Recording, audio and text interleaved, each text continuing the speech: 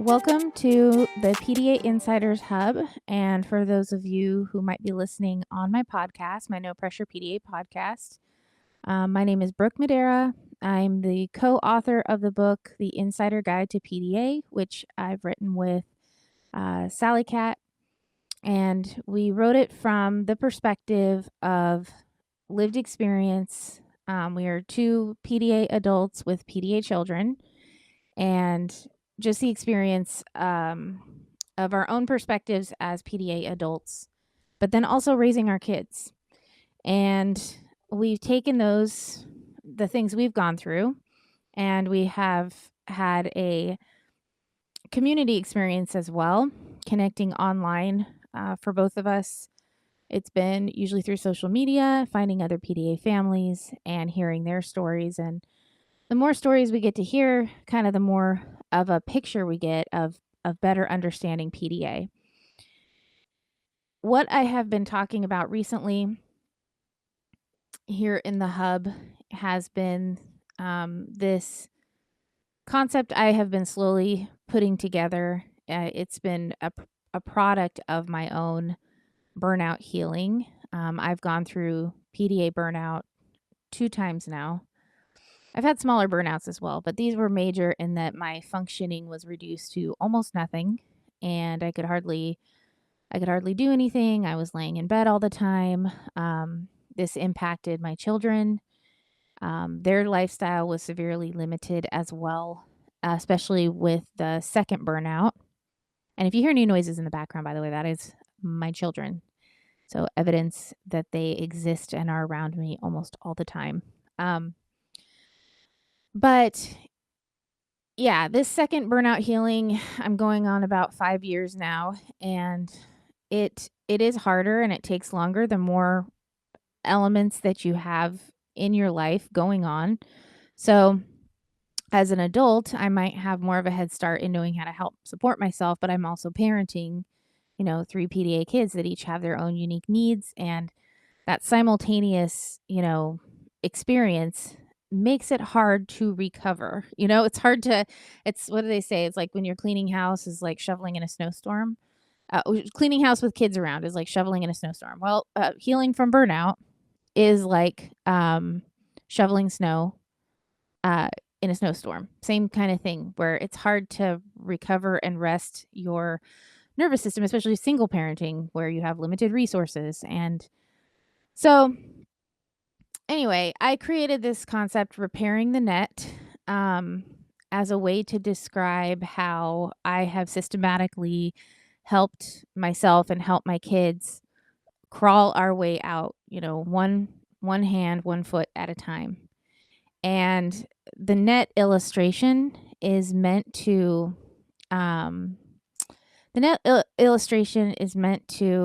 give a picture of how we sometimes only have one thing we can grab onto next, one thing we can help, one thing we can reach for next.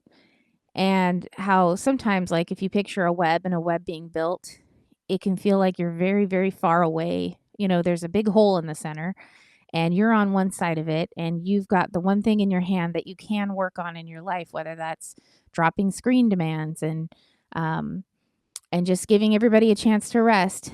That point that you're at where you're trying to help recover, given what you have, can feel miles away from that other side of the hole when it's, you want to someday see yourselves going out and doing things and enjoying activities and having fun together as a family. They can feel miles apart.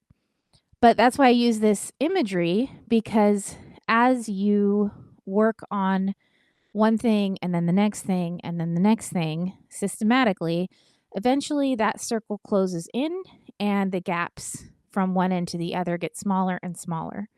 And there's not such dramatic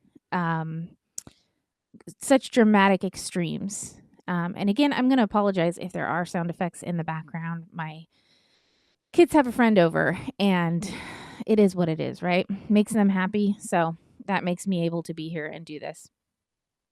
Okay.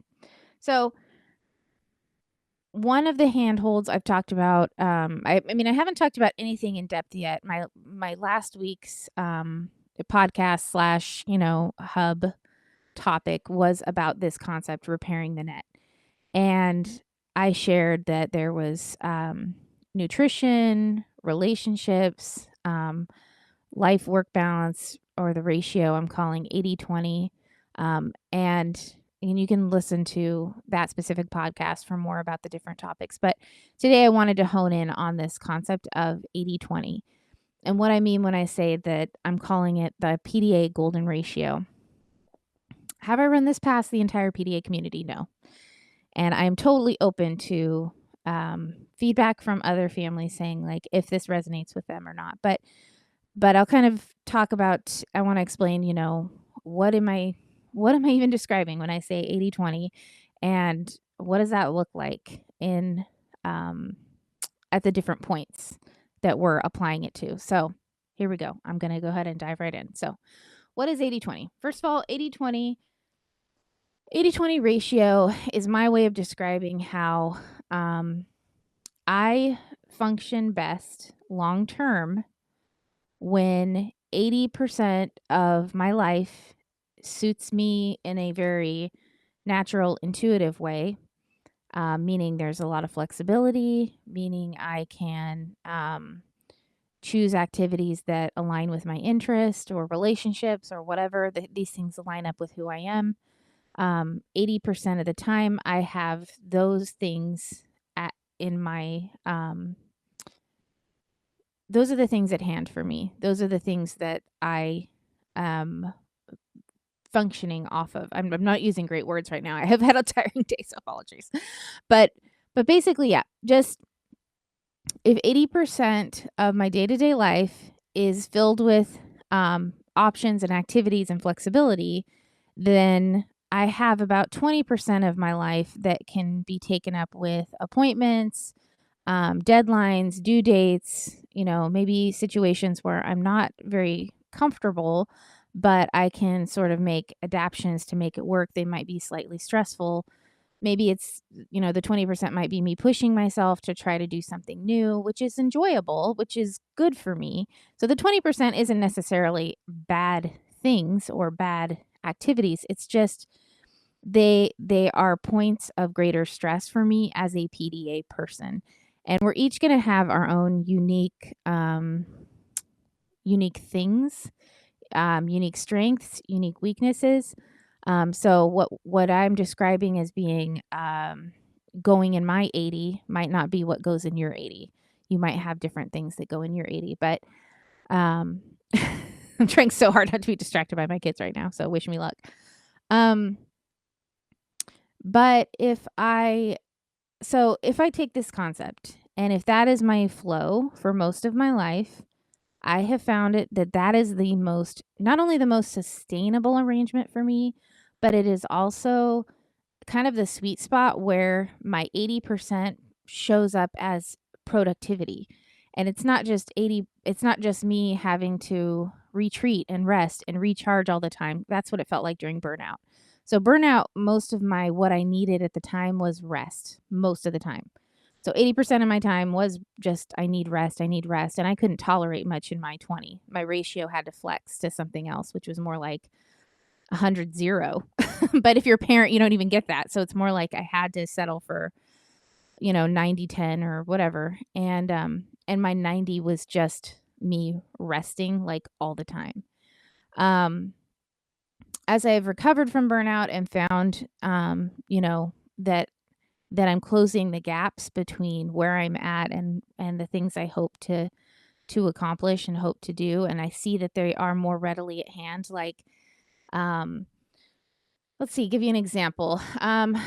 Typically I love cooking. I love it. It is something that is very enjoyable to me and restful and makes me feel good and makes me feel better. But during burnout, I could not hardly ever cook at all, ever. And it was very difficult for me. It was very painful to lose something that was enjoyable to me. So here recently, I noticed that I was feeling well enough to to cook, and like it didn't feel like a big stressor. I Yesterday I fired up the grill for the first time in like 2 years and, pulled out hamburgers and pulled out hot dogs, and the kids were getting involved and they were around me, and it was so satisfying. Let's just put it that way. It's so satisfying to feel like I could finally engage with something that had been out of reach for so long. So earlier in my burnout journey, cooking, doing a recipe, even though it was something I enjoyed, would have gone in my 20. That would have been something that would have been more stress for me. And I would have had to determine, do I have the capacity? Like, do I have room for that? And most of the time it was no, because what else was going in my 20 was taking care of my kids who were also in crisis. And so I didn't have any room in my 20 to do that stuff. And I just did very minimal meals, very easy things that, just simple things that were easy to make, not nutritious at all, or not very nutritious, I should say. But they met the need of being fed, and so from that perspective, it just got the job done. And to see that now that cooking, it's like it depends on the day. So this is a day to day thing, but now cooking has shifted over into being part of my 80. I'm like, oh my gosh, this is so exciting for me. So, um, but yeah, some other ways that I have seen the 80-20 ratio apply, and this is why I'm calling it the golden ratio, because it stacks into itself. So by that, I mean, when I look at cooking, for instance, let's take that example that I just used. So cooking is now in my 80. Cooking itself can be examined with an 80-20 ratio. So if I look at my weekly plans for my meals, 80% of what I choose should be in my comfort zone. It should be something that feels within reach, that is not overly a stretch. And then 20% could be a little bit of a challenge for me. And that's going to look different depending on what season I'm in. But right now, what that looks like is somewhat complex, what we would call putting together more than a handful of ingredients feels like it is in my 80%, and something that is, maybe a new recipe that I haven't tried before, that might go in my 20. So see, in that sense, it's like taking that same ratio and applying it to a specific thing. Another example I feel like is helpful to use is activities outside of the home. I find that when I am going somewhere or wanting to participate in something, it is beneficial for me to ask the question, is this thing mostly already a fit for us?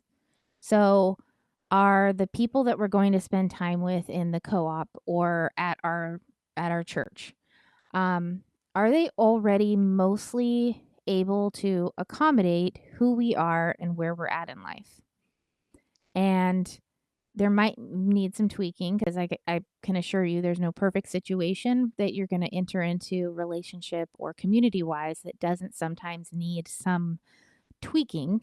But is that tweaking limited to a, small percentage of the experience?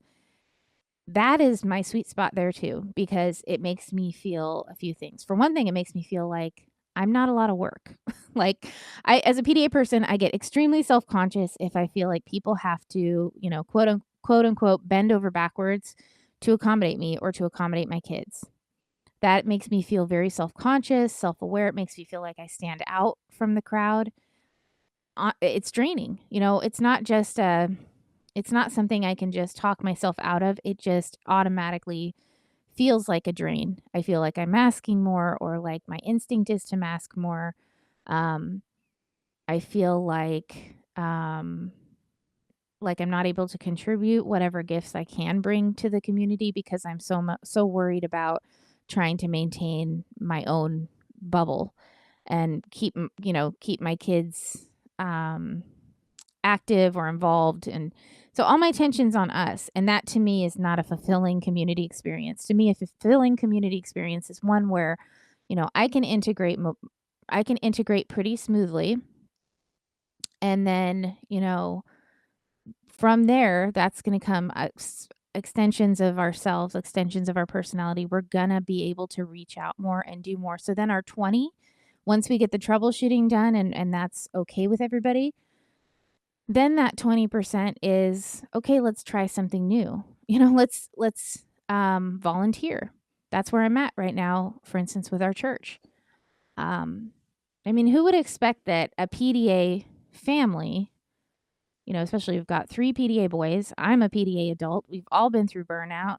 I'm a single parent. Like our resources are limited, our emotional resources. I have certain supports in my life that I'm very grateful for, but I still am constantly juggling sometimes the bare minimum of what we can do. And so, you know, for us to have found a church where I felt like, okay, I think this is mostly comfortable. Then some light troubleshooting.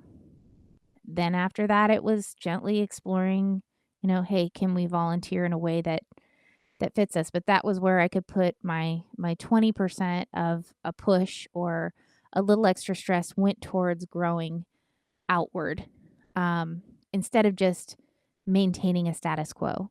So this is something that I feel like, might be helpful for parents who want to see their kids involved in the community more.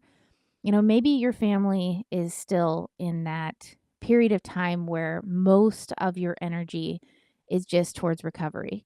And if that's the case, that's okay. Focus on recovery. But just know that once as you grow out of recovery and more things can fall into that 80 where and I think this fits also we were talking recently with Rabbi Shoshana and her safe circle. So I think this is kind of maybe another way too of describing the PDA safe circle that she has as part of her program where, that fluctuating bubble. So in a sense, these concepts kind of overlap here. So my way of putting it is, that's my 80 is my comfort zone is my 80.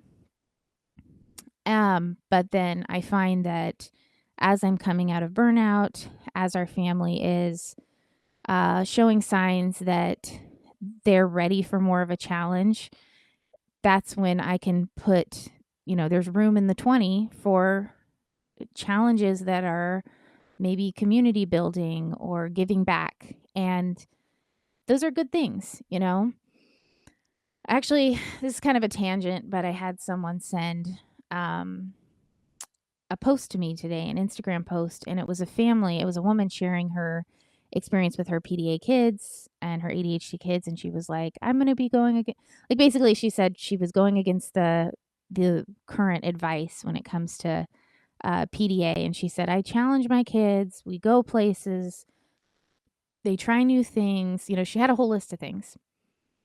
And my response to the person who sent it to me I was like, well, it sounds like she's describing kids that aren't in crisis. So, a supportive PDA lifestyle or low demand or whatever here is going to look different if you are in crisis versus if you're in a season where your capacity is growing and expanding. So for us, that's where we're at. And I have to be as efficient as possible with the energy we do have because we are still sensitive individuals. So even though we're not actively in burnout right now, I still am very careful about what stressors I introduce. And that's why this framework is helpful to me to kind of gauge, is this something that I want to put my energy in? I think the last thing I just want to kind of briefly touch on is how this impacts me in my efforts to be employed. That is the most elusive thing for me as a PDA adult who, has gone through one of my burnouts was due to employment, caused a lot of trauma. Hold on one second. Yeah, I'm recording right now. It's okay. So one of my burnouts was due to employment trauma and pushing myself. I assumed that I was struggling with work because I was not self-disciplined enough. 'cause that's a message I'd heard so often was, this is how you get past things. You just push, you just push. And I pushed and I pushed until I broke. And then you know, I was empty, I was deflated, I was in bed for like a year. The first time I was in bed for like a year. So, needless to say, it very much humbled me in regards to what the solution was to my productivity, and that was not it. And I see this too with parents worried about their kids who are struggling in school, and my autistic pattern recognition brain, and then also like hearing the other tidbits of wisdom that come out of our communities. There's so much good wisdom in, Christy Forbes or Amanda Diekman or Rabbi Shoshana. Like there's all these voices coming out of the gloom saying like, this is how not to do this thing. And in that as well, I'm seeing glimmers of there is another way. There is another way to do things. So once you are recovering from burnout and you feel ready to push again, to re-engage with life and to find a way to engage with life that fits you as a person. And that's where I'm at right now. I'm like, how can I engage with life in a way that feels like most of what I'm doing already suits who I am? And is there part of me that's always growing and pushing and, challenging myself? Because that's kind of the worry is like, well, how are they ever going to grow? How are they ever going to learn resilience? How are you ever going to? It's like, yes, those things are important skills. Like, absolutely. I would not encourage someone to always be in retreat forever and ever. That's depressing. Like it's depressing. That can cause its own form of burnout when we don't have the right kind of stimulation. So, which is another part of this rebuilding the net that I'll get to in another week. Um, but as I've like leaned back into employment again, as I've watched my kids grow and exercise their gifts, um, I've been very humbled to see that a lot of what works for us as far as work is natural for us. It comes out of us like breathing. It's not something that has to be forced upon us or overly regimented or overly structured. And I think so much of the confusion is that for a lot of other people who aren't like us, that's what they need in order to grow. And I'll give them that benefit of the doubt. I'll say, if that works for you, then I respect that. I believe that. But if for me, having too much of that kind of structure is actually shutting me down and making me feel like I can't access myself, then I have to pay attention to that, because if the point is that I am living, contributing, and connecting to community and making a difference in whatever way that looks like for me, and I want that for my kids, then I'm going to pay attention to what works and what doesn't work for us. And yeah, so that's where this comes into play. And I saw like during my worst burnout periods, I was still on Facebook groups. I created PDA USA out of my darkest period of burnout because it was what I needed. Like my mind needed stimulation, my body was exhausted. So I was online learning from other families and sharing advice with other families, and that give and take. And so I was able to connect in that way. And it was like at some point I go, why am I not counting this as work? Like, why am I not in my mind? I think of this as like, oh, this is a me thing and it's a hobby or whatever. I'm like, no, this is who I am. Like, these are expressions of my personality. They're expressions of my strengths, of my way of, connecting with the rest of humanity. I need to be valuing it, and let's see if I can reapproach employment with um with this in mind, And I had to deconstruct a lot of my thinking about what made real employment count, because in my mind I had a lot of very abuse, like to use like self abuse. Like I I have to hate it. I mean, I'm not, I don't know how to like not make it sound exaggerated like that because that is exactly what it felt like. It felt like I had to hate it. I had to feel miserable. I had to, like if you're not sweat and blood, then it's, not real or just do it. I don't know. There's so many phrases out there that basically emphasize that you have to push yourself past the breaking point in order to grow or to achieve anything of merit. And that's terrifying when you are someone who's already constantly pushed beyond the breaking point and you feel overstimulated and overwhelmed like all the time.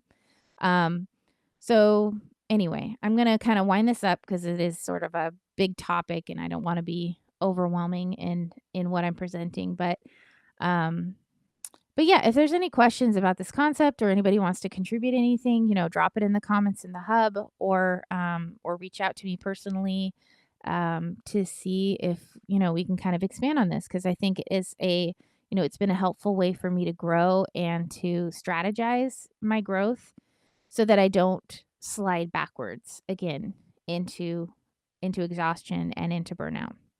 All right. I just thank everybody for being here and for listening, and I will talk to y'all soon.